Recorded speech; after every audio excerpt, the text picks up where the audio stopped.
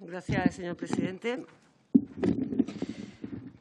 Jaime Vaquero García moría con 8 años de edad el 1 de mayo de 1981 en la ambulancia que le conducía al Hospital La Paz, sin oxígeno y por compromiso pulmonar. Ana María moría este año 2018 a la espera de un doble trasplante de pulmón y corazón por diagnóstico de hipertensión pulmonar, la secuela más grave del síndrome del aceite tóxico. Señoría, buenas tardes. Estas son las primeras y la última de nuestras víctimas fallecidas hasta el día de hoy, 16 de mayo del 2018. Al menos de las que tenemos conocimiento. Nuestros muertos al día de hoy son 5.000. Hoy tengo la suerte de que me han acompañado 3 víctimas más. Y algo importante es que una de ellas es Mercedes García Rambla, que lleva 37 años defendiendo los derechos de las víctimas del síndrome tóxico desde la Asociación 1 de Mayo de Móstoles. También Inmaculada Vaquero, la hermana de Jaime García Vaquero. En su familia fueron todos afectados, menos su padre. Su padre tenía, viendo cómo moría su hijo, y en cada uno de los hospitales, a su mujer, Carmen García, que tiene 86 años ahora mismo. Miguel Ángel, que ha venido desde Salamanca con una gran invalidez. Su madre murió cuando él comenzó la afectación con 11 años y a su padre le dijeron que se le llevase a casa a morir. Hoy nos acompaña, pese a sus dificultades de ser un gran dependiente. Todo esto 37 años antes. Trasladarles en primer lugar que esta comparecencia es un acto de respeto, de dignidad y de reparación moral a nuestras víctimas, a nuestras familias y a los profesionales que nos cuidaron tanto en aquellos terribles de dificultad sanitaria y a los pocos que lo siguen haciendo, acto que jamás se ha reconocido para nuestra desgracia, por ningún gobierno, por ninguna institución, ni de nuestro Estado ni de ningún otro. Decirles también, señorías, que aunque agradecemos al Grupo Parlamentario de Ciudadanos el impulso de esta iniciativa, no queremos que este acto, como hemos trasladado siempre a todos los grupos parlamentarios, sea un acto partidista. No somos víctimas de nadie en particular. Somos las víctimas de nuestro Estado y necesitamos que ustedes unánimemente, como han hecho siempre con el caso de la colza, lo apoyen unánimemente, como debe ser ante un hecho de esta magnitud, en un Estado moderno, democrático y de derecho, que adopten las medidas legislativas y políticas firmes de acuerdo a las necesidades que tenemos las víctimas del síndrome del aceite tóxico, hoy día 16 de mayo del 18, cuando ya han pasado 23 años desde el compromiso contraído unánimemente en la comisión de quienes les precedieron, como resultado del informe de la ponencia especial en relación con el síndrome del aceite tóxico, algo que ni se ha vigilado ni se ha cumplido, pese, repito, a la unanimidad de todos los grupos parlamentarios de entonces. 1995. Decirles que la plataforma Seguimos Viviendo, la cual coordino, está compuesta por varias asociaciones: la veterana Asociación de Consumidores 1 de Mayo de Móstoles, Espacio de Barrio Almudena Grandes, Asociación de Getafe, Adaba de Vallecas, Asociación de Salamanca, León, víctimas particulares de todo el Estado español. Somos el colectivo activo de víctimas enfermas por el síndrome del aceite tóxico del total de las casi 25.000 personas y más de 5.000 fallecidos. A día de hoy, para quienes apoyamos esta plataforma, la prioridad y el objetivo principal es dar a conocer a la opinión pública que seguimos viviendo, aunque no como hubiéramos hecho si este terrible drama, resultado del más terrible atentado a la salud y alimentación de la sociedad española, el cual se cobró en la fase aguda y subaguda más de 400 vidas, que provocó más de 12.000 hospitalizaciones y que enfermó gravemente a más de 2.500 en todo el conjunto, afectó en mayor o menor grado alrededor de unas 25.000 personas, no se hubiera permitido. Hecho por el cual el Tribunal Superior de Justicia condenó al Estado como responsable civil subsidiario por un hecho criminal colectivo y condenando al pago de vergonzosas indemnizaciones para la dignidad de las víctimas, por pretender con ello pagar el daño de una vida entera, sumado a la indecencia que supusieron los descuentos que nos aplicaron, por las medidas que desplegó el Estado con objeto de paliar los terribles efectos provocados, ayudas de emergencia innecesarias aprobadas como la causa del envenenamiento, leche artificial que se obligó a dar a las madres a sus bebés, sepelios de nuestros muertos, sillas de ruedas, muletas, transportes para recibir tratamientos, gastos dentales, incapacidades de quienes no habíamos trabajado jamás. Esas fueron nuestras fanfarroneadas y promulgadas indemnizaciones fijadas en 1987 y comenzadas a ejecutar en 1999, hasta hace pocos años. Unas indemnizaciones sin ningún tipo de interés con la pérdida de poder adquisitivo que supuso con ello. Unas indemnizaciones que jamás sirvieron ni servirán para paliar el dolor que nos provocó a día de hoy y que nos sigue provocando personal y familiarmente. Abandonados y olvidados por los jefes de Estado, por los gobiernos, por ustedes, la clase política, las administraciones y, desgraciadamente, por la sociedad a la que se dejó de contar la realidad de nuestro sufrimiento. El síndrome de tóxico no nació, se desarrolló, se curó, nos indemnizaron y se acabó. La historia del síndrome tóxico no se ha terminado de escribir, ni va a finalizar hasta que quede una de nuestras víctimas, porque nuestra enfermedad tiene un futuro no determinado. Decirles que la última vez que comparecimos en este Parlamento fue con motivo del resultado de la Comisión de Sanidad y Consumo en 1994 a propuesta del Grupo Parlamentario Catalán Convergencia y Unión. Que ese acuerdo y esa ejecución con la constitución de una ponencia del 30 de noviembre de 1994, demasiados años antes, 24 años, demasiados cambios políticos, institucionales y sociales en todos estos 24 años. No han servido para nada porque ni se ha vigilado ni se ha cumplido ninguno de esos acuerdos. Es más, las propuestas que les hemos hecho llegar a través de la Presidencia son las mismas, las necesarias, con el paso de estos 37 años y el envejecimiento que supone para nosotros. Con mi intervención, señorías, voy a trasladarle lo más concretamente posible nuestra situación sanitaria, social y de investigación, poniéndome a su disposición para aclarar con posterioridad cualquier información que no haya expresado claramente y que tenga conocimiento de ella.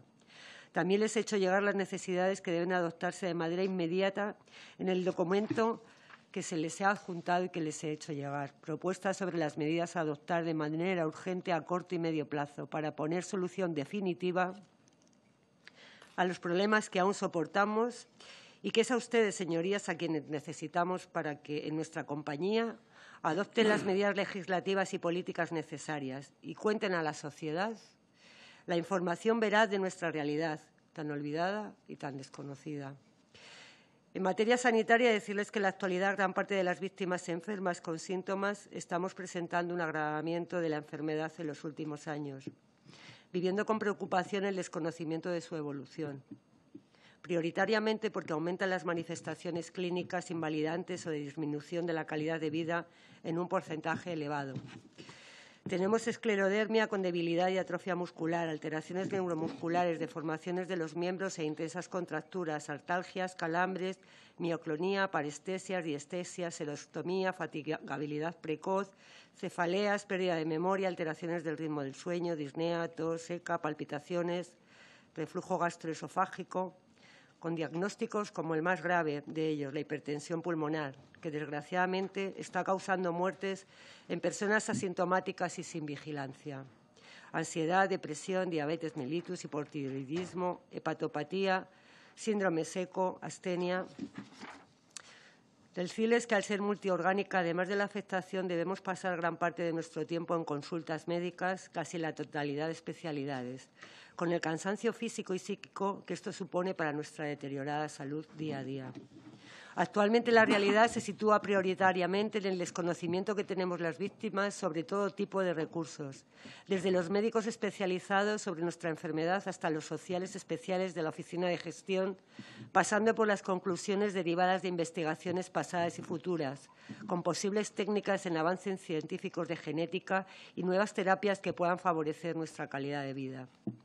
En la actualidad disponemos de la experta doctora de familia María Antonia Nogales, que sigue en comisión de servicio desde hace más de 25 años en la consulta monográfica del síndrome del aceite tóxico en el Hospital 12 de Octubre, en el pabellón maternidad de la 6ª planta de Enfermedades Raras y Psiquiatría Infantil de Madrid. Anoten bien su situación, que a nosotros siempre nos ha parecido bastante curiosa y singular. Decirles además que es deficiente en recursos humanos. Siempre ha estado sola, sigue sola, sin poder trasladar su conocimiento a ningún otro colega y, sin embargo, atendiendo y tratando, a pesar de los pocos medios de los que dispone, a pacientes con una enfermedad tan compleja y tan desconocida. Desconocida para otros profesionales y, además, más grave aún, desconocida para la mayoría de las víctimas, porque nadie informó ni informa oficialmente en la actualidad sobre cómo evoluciona nuestra enfermedad, ni siquiera de la existencia de esta valiosa profesional, desgraciadamente única. Afortunadamente, desde hace 2 años y por exigencia de esta plataforma, la Consejería de Sanidad de la Comunidad de Madrid ha incorporado en su sistema informático de atención primaria la consulta de la doctora María Antonia Nogales, para que solo si su profesional médico lo conoce o se le demanda, pueda derivarle a ella. Otra complejidad reside en que el síndrome del aceite tóxico tiene una codificación de enfermedad integrada en enfermedades del sistema osteomioarticular y tejido conectivo. 710.5, síndrome miálgico eosinofílico, asociado al consumo de sustancias, síndrome del aceite tóxico. Aunque la realidad, tal y como nos trasladó la doctora Maravillas Izquierdo, alguien que sabe mucho de nuestra enfermedad y que últimamente poco lo ha ejercitado, nos informó en el Ministerio de Sanidad la última vez que nos encontramos con ella en septiembre del 2017 y que además contrajo el compromiso de volvernos a reunir y que hasta la fecha de hoy no hemos vuelto a saber de ella. Que según nos dijo, no sirve ese código eficazmente para acometer las medidas necesarias de conocimiento y actuación que deben ser trasladadas a las comunidades autónomas en su competencia relacionada con el Consejo Interterritorial. Conclusión para que el Ministerio y la comunidad científica es como si careciésemos de este código y si no existiésemos, a pesar de la actuación que se está llevando a cabo con el Inserso y a quien agradecemos, aunque muy tarde, las actuaciones que se están facilitando en materia de discapacidad. Desgraciadamente, somos una enfermedad única en el mundo y propia solo en España. Recientemente, en mayo del 2017, fue creada la Unidad Funcional del Síndrome del Aceite Tóxico, también en el 12 de octubre. En estos momentos, en un estado de pausa desde el pasado 4 de mayo, debido a un estado jurídico atípico de la doctora Montserrat Morales, que comenzó a coordinar dicha unidad funcional el pasado año y con su inicio.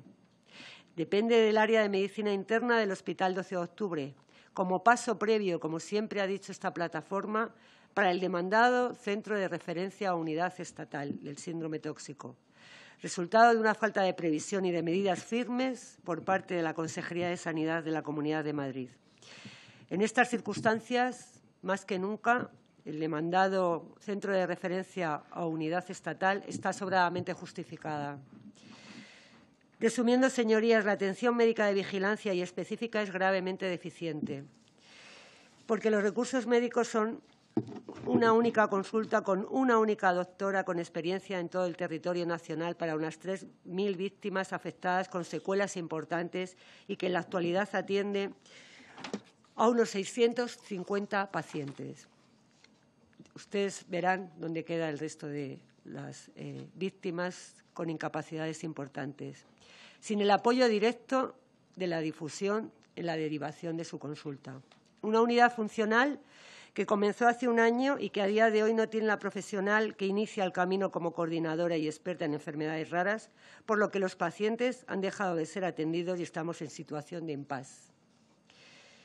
Porque, lamentablemente, ningún organismo ni ninguna institución facilita información a las víctimas de esta asistencia específica, dando como resultado desinformación y, con ella, abandono a nuestra suerte. Olga de Barcelona ha estado esperando y reclamando insistentemente la visita especializada a más de 15 meses, ante las trabas administrativas, hecho que ha conseguido el pasado mes. Gloria de Valladolid ha estado durante las últimas décadas acudiendo a su centro de atención primaria y especialistas, sin que ninguno supiera cómo tratarla o dónde derivarla para ofrecerle la atención especializada que necesita. Afortunadamente, el pasado mes también fue vista en la unidad. Miguel Ángel, que hoy nos acompaña, ha sido visto hace pocas semanas en la unidad funcional. Tiene que venir desde Salamanca. Y como os he dicho antes, a los 11 años, en 1981, los médicos le dijeron a su padre que se lo llevase a casa, pues igual que había muerto su mujer, iba a morir su hijo.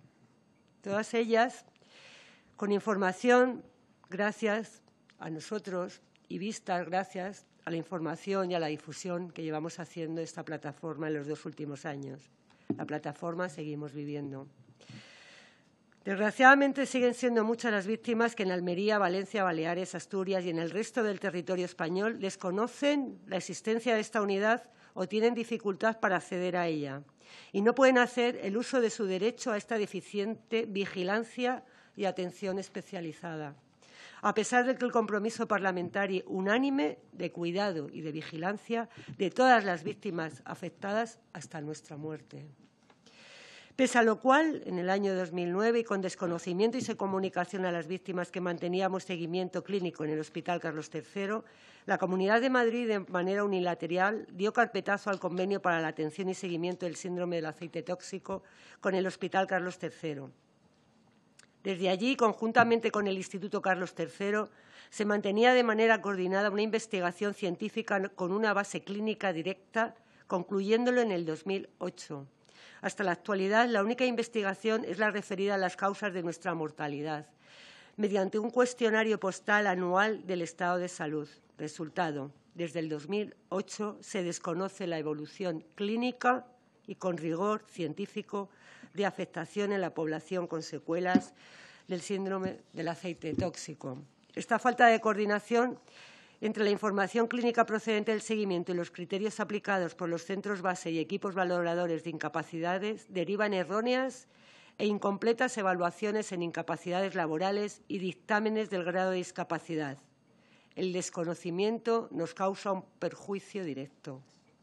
En materia social, decirles que muchas de nuestras víctimas jamás pudieron desarrollar ninguna actividad laboral o con anterioridad o debieron concluirla anticipadamente o fue truncada para siempre, prioritariamente mujeres, ya que la prevalencia es de 1,5 frente a 1 en hombres. El síndrome del aceite tóxico también nos hace más vulnerables a las mujeres. Otras lo hemos hecho posteriormente con gran esfuerzo por causa de una situación deficiente en nuestra salud, debido a las secuelas de una enfermedad rara, crónica, degenerativa, con pronóstico incierto, como es el SAT.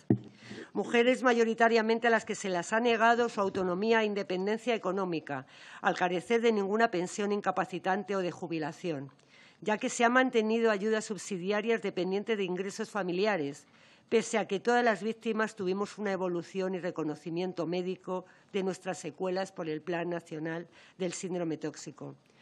Decirles, para que entiendan lo que significa esta ayuda familiar, es que en un domicilio, en una familia donde sean 4 personas, una pareja con 2 hijos o 2 hijas, y uno de ellos esté afectado y sea víctima con importantes secuelas, como puede ser el caso de Miguel Ángel, y trabaje su pareja, si es que puede, y tenga un salario de 1.500 euros, ya no puede acceder a este subsidio. Si ustedes entienden que una familia de 4 personas puede vivir con estas secuelas y con esta incapacidad, pues entonces tenemos un claro y difícil, una difícil situación. Afectación que parece ser que clínicamente desapareció milagrosamente y administrativamente por el Real Decreto 2448/1981 de 19 de octubre sobre protección a los afectados por el síndrome tóxico con el pago de las vergonzosas indemnizaciones como causa criminal que fue y que solo se mantiene en la actualidad. Decirles que para las víctimas es muy doloroso ver cómo se legislaba en 1981, cuando todavía estábamos muriendo, pensando en lo que nos iban a descontar si éramos causa de una indemnización. Decirles que las ayudas que mantenemos en la actualidad tan solo son la protección farmacéutica completa, con dificultades en la dispensación de medicamentos por desconocimiento de facultativos, desconocen la enfermedad, desconocen los derechos. La ayuda domiciliaria, que es el reintegro de gastos originados para ayuda domiciliaria en tareas domésticas y que no puede ser superior a unas horas determinadas y con un coste de unos 300 euros mensuales. La ayuda económica familiar complementaria de la que les he hablado, ambas subsidiarias, Que sumado a esto, las víctimas que tenemos secuelas sin necesidad de tratamientos para paliar en algo nuestros dolores y mejorar el día a día y que no están contemplados en la cartera de servicios tal y como lo necesitamos y que, sin embargo, debemos pagar personalmente como fisioterapia continuada y de cercanía, podología, salud bucodental, terapias físicas como pilates, hidroterapia, acupuntura, supone un gasto adicional superior a 200 euros mensuales, con una merma importante en nuestro presupuesto familiar. He de recordarles que muchas de las víctimas tuvimos y tenemos que seguir adaptando hogares y vehículos a las necesidades que sigue provocando nuestras limitaciones, con el coste económico importantísimo que eso supuso y supone a día de hoy. Colectivamente vivimos con tristeza nuestra enfermedad. Sumado al dolor que posee cualquier enfermo, a la rabia de cualquier víctima por un suceso tan trágico como el síndrome tóxico, nosotros, las víctimas del síndrome del aceite tóxico, además, fuimos condenadas al estigma para siempre de los de la colza. Primero por el desconocimiento y con ello el miedo del contagio, y después por pensar que éramos unos aprovechados del sistema, que nos tenía que pagar por algo que parece ser habíamos sido responsables socialmente,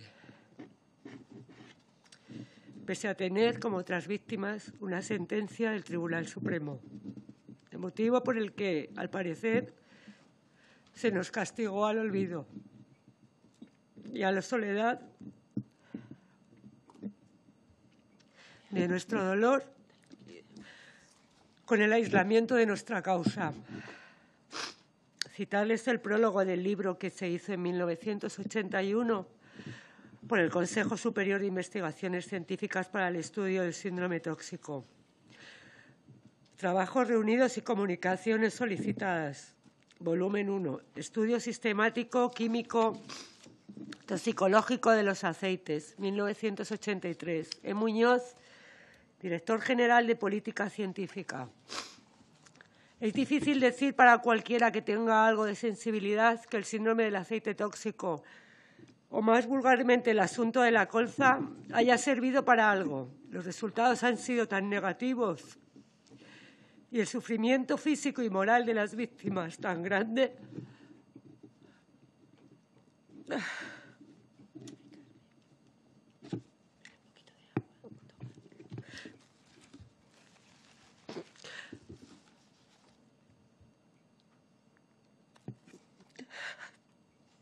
Perdón. Me da un poquito de agua, anda, por favor.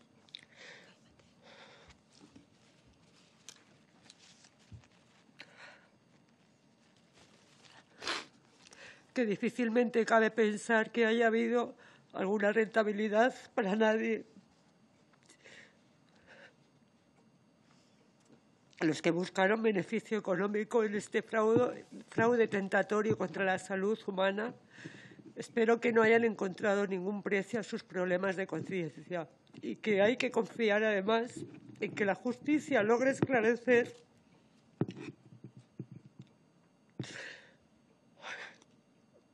el proceso de culpabilidad de su ejercicio y distribución en el castigo de los culpables. Sin embargo, este desgraciado tema ha servido como experimento para explorar las posibilidades de respuesta en nuestra sociedad ante un hecho de tal naturaleza. Desde un cierto distanciamiento me atrevería a señalar que la medicina asistencial ha respondido de modo satisfactorio de acuerdo con la política sanitaria que se ha conseguido en este país. Por otro lado, y desde una mayor cercanía, debo decir que el asunto de la colza ha puesto en evidencia algunos de los problemas que adolece la investigación en España y la medicina preventiva en nuestro país.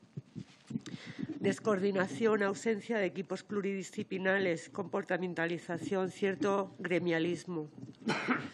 Tampoco ello es sorprendente a la luz de la política española seguida sobre el tema de la investigación y la medicina preventiva. Señorías, las vidas de quienes padecemos el SAD han sido escritas, desgraciadamente, por la codicia humana. Nos robaron la libertad de elegirla, nos sumaron el dolor y el sufrimiento de toda ella. ¿Les parece que después de 37 años es justo que podamos vivir ya con dignidad, descansar de la lucha diaria y recibir lo que merecemos después de este terrible drama? Inmaculada, Mercedes, Miguel Ángel y todas nuestras víctimas que nos apoyan y que trabajamos, que somos las niñas que entonces tuvimos que aprender. Espero haber estado a la altura y haber trasladado con respeto y claridad el dolor que cada día nos acompaña. Gracias, señorías. Y disculpen.